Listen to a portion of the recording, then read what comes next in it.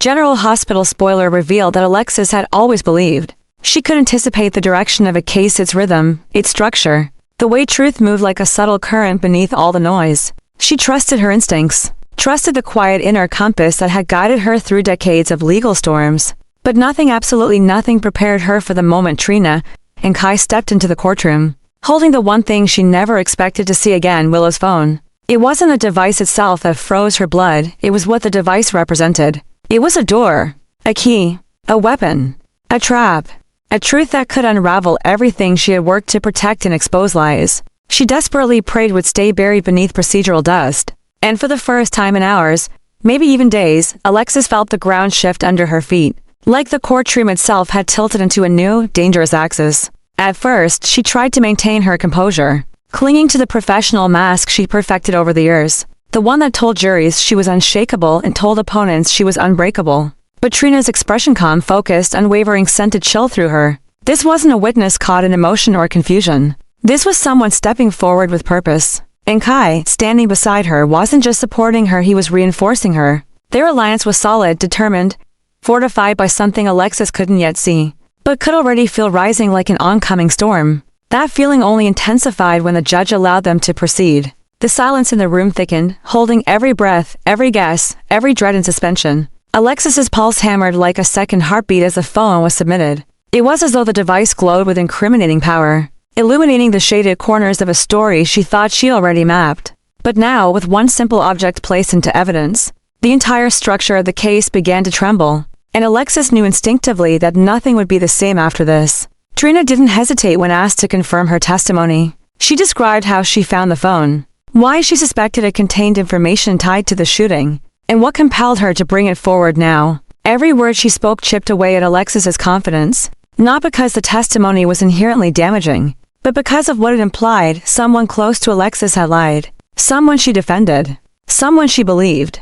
The betrayal didn't hit immediately, it seeped into her like freezing water, slow at first, then sharp enough to steal her breath. Alexis wasn't a stranger to being deceived. Life had taught her the hard way that trust was fragile and alliances were temporary. But this felt different. This wasn't a distant client deceiving her for strategic advantage. This was Willow, the young woman she fought for, the person she believed was a victim in a collapsing world, someone she tried to protect. And now, as evidence surfaced that Willow may have concealed or manipulated information, Alexis felt the sting of betrayal crawl beneath her skin, not only because Willow lied, but because Alexis had vouched for her integrity. She staked her reputation, her judgment, her moral compass on that belief. And now, with the courtroom watching, she could feel the edges of her credibility begin to fray. What made it worse, what twisted the knife deeper, was the dawning realization that this wasn't just a simple omission or moment of panic from Willow. This was a calculated concealment, something intentionally kept hidden because the truth was far more dangerous than the lie.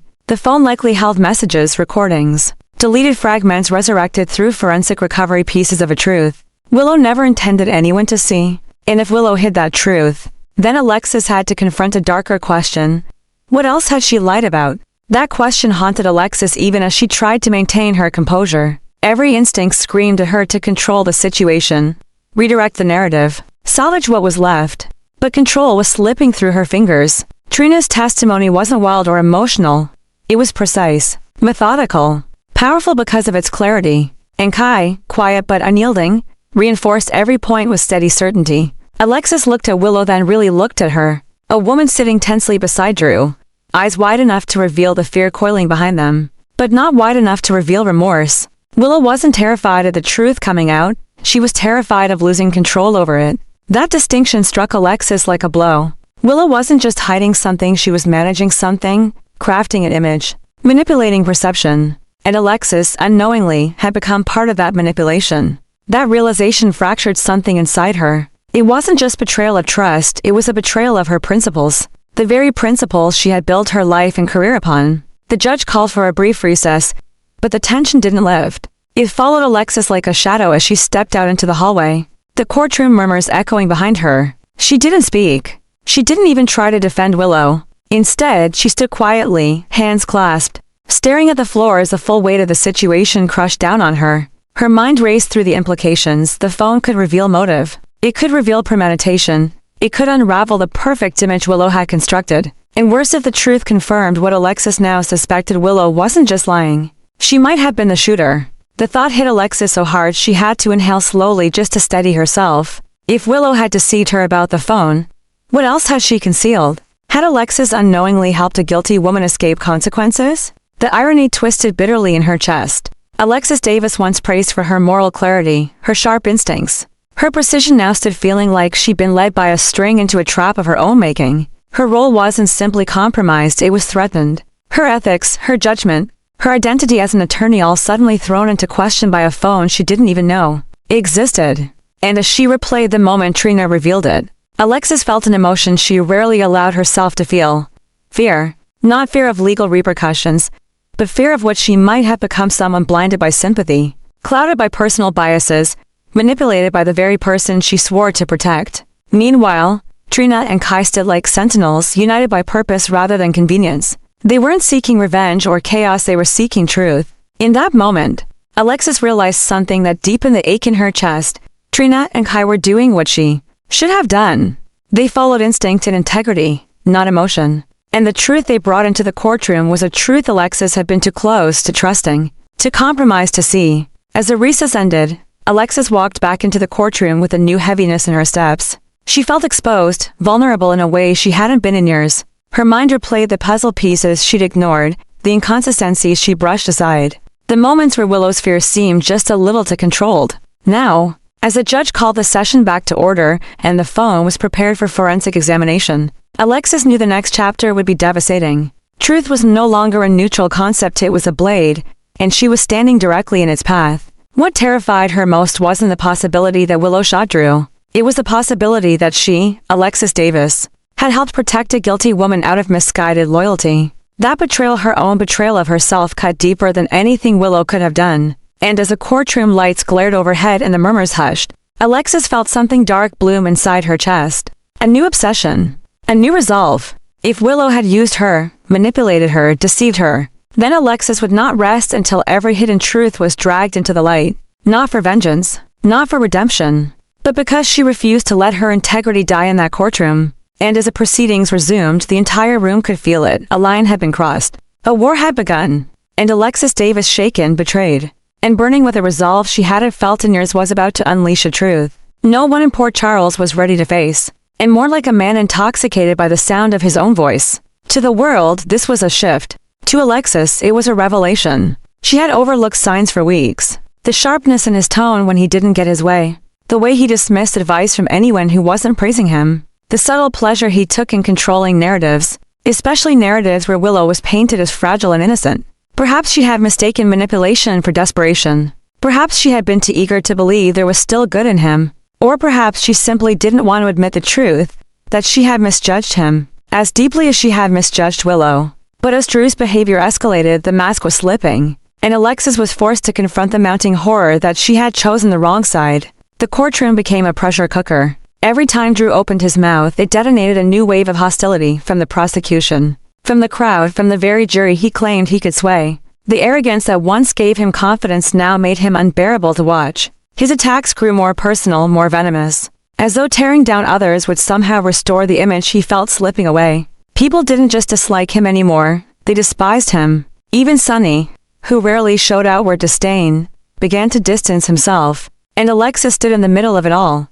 Not as a shield, not as a voice of reason, but as a fractured witness to her own unraveling judgment. Every time Drew lashed out, she felt it. Every reckless statement, every smirk, every manipulative performance tore another piece from the fragile structure holding her together. She told herself to stay focused, to stay objective, to stay professional. But her thoughts kept spiraling back to Willow's phone, to the betrayal hidden within that small device, to the possibility that Drew wasn't merely arrogant, he was dangerous. And if Willow had lied, then what role had Drew played in her deception? The obsession rooted itself deeper. Alexis found herself replaying every conversation she had ever had with Drew and Willow, searching for a moment when she should have seen through the act. She questioned her judgment, her instincts, her ability to separate truth from manipulation. She wasn't just angry, she felt violated, used, and the worst part was that she didn't know when the manipulation had begun. Had she been deceived from the very start? Or had she allowed her own desire to help cloud her ability to see clearly? The dual betrayal from Willow, from Drew, carved into her like a wound that refused to heal. As Port Charles grew increasingly hostile toward Drew, Alexis felt herself becoming isolated. People approached her carefully, eyes filled with pity or suspicion, unsure which side of the divide she stood on. Some whispered that she must have known about Willow's secret. Others wondered why she hadn't taken control sooner, and some believed she was too emotionally involved to see reality clearly. Each opinion cut her more deeply than the last. Yet the worst moments came when she looked at Willow. Because Willow's fear wasn't guilt. It wasn't remorse. It was fear of losing control. Fear of exposure. Fear of consequences she had tried so desperately to escape. And watching Willow cling to her lies while Drew inflated his self-righteousness made Alexis feel as though she was watching a slow-motion collision. To people barreling toward disaster. And she had accidentally stepped into the wreckage, thinking she could stop it. When Drew confronted her in private, demanding she tighten up and keep the narrative clean, Alexis felt something inside her snap. He didn't see her as a friend or an ally, or even an attorney. He saw her as a tool, something to wield, something to manipulate, something to blame if everything fell apart. She realized then that the obsession wasn't only about betrayal. It was about identity, about the kind of person she had sworn never to become again. For years, she fought to reclaim her integrity, her clarity, her moral compass. And now, in one catastrophic case, she felt all of that slipping through her fingers, threatened by two people who didn't deserve an ounce of the trust she had given them. Her nights became sleepless. Her thoughts consumed her. Every new detail about Drew's erratic behavior, every whispered rumor about Willow's involvement, every look of suspicion cast in her direction fueled the growing storm in her chest. She was trapped between truth and loyalty, between justice and emotional history. And no matter which direction she turned, pain followed. The pressure reached its peak during a late-night review session. Alexis sat alone in her office, surrounded by files, transcripts, and the cold hum of fluorescent lights. She picked up the case notes she had once believed in so fiercely, only to feel nausea rise in her throat. Her own handwriting stared back at her, confident, certain, unwavering. But now, it looked like the scribbles of someone who had been lied to, someone who had trusted the wrong people, someone who had failed. She pressed her hands to her face, willing her heart to slow.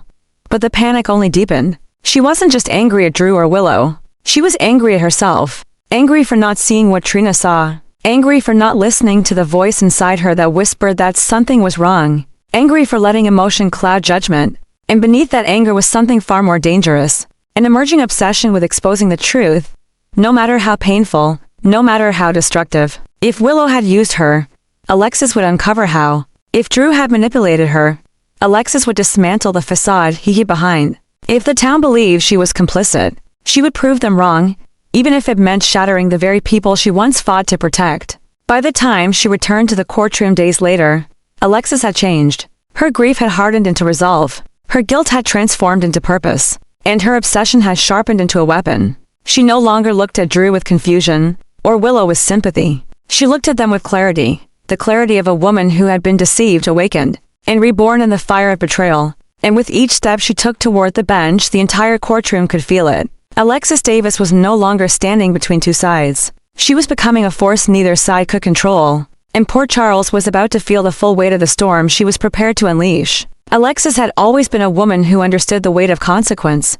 She had carried guilt, carried redemption, carried scars from battles both personal and legal. But nothing in her story past, no courtroom collapse, no relationship disaster, no public humiliation, had prepared her for the moment she finally realized what Drew had turned her into. A tool, a shield, a convenient extension of his ego, a disposable mouthpiece he could manipulate whenever the truth threatened to slip beyond his control. The revelation came not as a sudden spark but as a slow, choking suffocation. A truth that pressed its hands around her throat and refused to let her breathe. For weeks, Alexis had fought with everything in her to keep the case steady, to hold Willow's fragile world together, to keep Drew from destroying himself in the courtroom. She thought she was doing the right thing, standing for justice, defending a man who claimed to be drowning in unfair accusations. She thought she was helping someone she believed, someone she trusted, if not someone she admired. But as the layers peeled away, as Trina brought Willow's phone into evidence, as Kai confirmed inconsistencies she had overlooked, as Willow's own lies became undeniable, Alexis felt the brutal truth settle inside her like a weight. She had been used, and Drew had used her masterfully. Every compliment, every plea for loyalty, every time he twisted her advice into ammunition, every moment he stood too close, spoke too confidently, acted as though her legal expertise existed solely to serve him. She rewound those moments in her mind, and suddenly everything shifted into clarity. His arrogance was not accidental. His confidence was not misguided hope. Drew had never seen her as a partner in his defense. He had seen her as a resource, something to control, something to exploit, something that would eventually be expendable when her usefulness reached its end. That realization hollowed her out. For days, Alexis walked through Port Charles in a fog of quiet devastation. She had thought she'd become stronger over the years, harder to fool, harder to manipulate. Yet here she was, blindsided by a man who wrapped deceit in charm and coded arrogance in the language of victimhood. Each memory cut deeper than the last, and soon the wound was no longer emotional. It became something darker, something sharper, something that resembled obsession. Not obsession with Drew, but obsession with the truth she should have seen. She replayed her own choices with a painful precision. How many times had she defended him publicly? How many interviews had she endured insisting he was misunderstood, insisting the accusations were skewed? How many nights had she stayed awake reviewing evidence, believing she was fighting for an innocent man? How many moments had she ignored her instincts because she wanted to believe she could still save someone? And all the while, Drew had been playing her like a piece on a board he thought he controlled. The anger began slowly, simmering beneath her sorrow. Then it began to rise, fueled by every arrogant smirk he threw in the courtroom, every dismissive gesture he made toward the prosecution or the jury, every time he undermined her authority in front of others. Drew had begun to unravel, behaving recklessly and loudly, desperate to protect himself without realizing he was alienating every last person who might have stood by him. Port Charles noticed. Whispers followed him. Former allies stepped away. Even Sonny, who never backed down from defending someone he cared about, began watching Drew with cold distance. Michael, too, recognized the cracks forming in Drew's self-constructed persona. And Willow, the woman Drew claimed to love, to protect, to fight for, carried fear in her eyes that had nothing to do with trauma, and everything to do with guilt. Alexis sensed that guilt long before she understood its origin. But now, knowing the truth about the phone, knowing about Willow's involvement in the shooting, knowing how deeply she herself had been used to shield lies, Alexis felt the betrayal splinter through her chest like glass. It wasn't just Drew who had manipulated her. Willow had too. Quietly, carefully, soft-spoken, deliberate, calculated in her own way. Alexis had believed she was fighting for a frightened woman. But Willow was fighting for control. Control over the narrative, control over her own survival. Control over the man she had married for convenience, not love. And that left Alexis standing alone on shifting sand, pulled into directions by lies she never consented to carry. The obsession grew. She needed to understand how she failed to see it, how she allowed herself to be dragged into a storm that was never meant for her. Every passing day tightened the coil in her stomach, turning pain into fury and confusion into determination. Drew didn't just manipulate her. He underestimated her. He believed she would continue playing the role he assigned, the loyal defender, who swallowed her doubts, protected him from consequences, and fought blindly for his version of the story. He believed she would continue absorbing the pressure he himself had created. He believed she would stay silent even when the truth screamed for release. He didn't realize Alexis Davis did not break quietly. As the courtroom drama intensified, Drew's behavior grew more erratic. He spoke over judges. He belittled opponents. He pushed Willow forward as though she were a trophy of innocence. He seemed almost drunk on his own arrogance, unaware or uncaring of the damage he inflicted on everyone around him. He believed he was winning. He believed he still had control. But Alexis saw something he didn't. He was losing the room, losing the jury, losing the town, losing the very foundation beneath him. And Alexis, once silent, once uncertain, once manipulated, began to change. Her posture stiffened. Her tone sharpened. Her eyes lost their softness. She watched, she calculated, she prepared. Because if Drew had turned her into a tool, she would turn herself into a weapon. Not for revenge, not for ego, but for truth, the truth she had almost allowed to die beneath Drew's performance. She realized she no longer cared about protecting him. She no longer cared about preserving the fragile legal facade he clung to. She cared about reclaiming her judgment, her integrity, her name. She cared about exposing the man who thought he could use her with impunity. And she cared about freeing Willow, not from prison, but from Drew's orbit. Willow might have lied, betrayed her, manipulated her. But Willow was also trapped in something she couldn't escape alone. Drew's control over her, his guidance, his need to dominate the narrative, had turned Willow into both accomplice and victim. Alexis could see the patterns clearly now, the shrinking body language, the forced smiles, the practiced excuses. If Alexis could cut the string Drew tied around her, she could cut the string he tied around Willow too. She decided then, she would not remain a pawn in Drew Kane's collapsing empire. She would become the force that burned it to the ground. Her plan didn't form in an instant, it evolved slowly, shaped by each encounter, each revelation, each shifting look between Drew and Willow. Alexis gathered information. She listened more than she spoke. She traced inconsistencies back to their roots. And the deeper she dug, the more she realized how far Drew's web of manipulation extended. He wasn't just arrogant, he was reckless. And recklessness always leaves a trail. Alexis knew how to follow trails. So when the moment finally came, when Drew confronted her again, demanding she stay aligned, insisting she control the courtroom narrative, snapping orders at her as though she were an employee, Alexis didn't flinch. She looked him directly in the eye, and for the first time, he saw something he didn't expect. Freedom. Power. Awakening. He couldn't use her anymore. Drew's expression faltered just for a second. Enough to reveal fear. Enough to reveal that he sensed the shift but didn't yet understand it. And Alexis, with a calmness carved from fire, understood exactly what came next. She would turn the tide against him. She would reclaim the truth. She would expose him piece by piece. And she would do it publicly. Not out of spite. Not out of revenge. But because Drew Kane had created his own disaster, and it was time he paid the price for it, the fallout would be catastrophic. For him, for Willow, for anyone tied to his lies. But Alexis no longer cared about shielding him. She cared about justice. And as she prepared for the next move, the one that would finally break Drew's void, she felt something she hadn't felt in weeks. Control. Purpose. Clarity. Drew had wanted to use her to save himself. Instead, Alexis would be the one to destroy him. And Port Charles would never forget the day Alexis Davis stopped being a tool and became the storm that ended Drew Kane's reign of arrogance.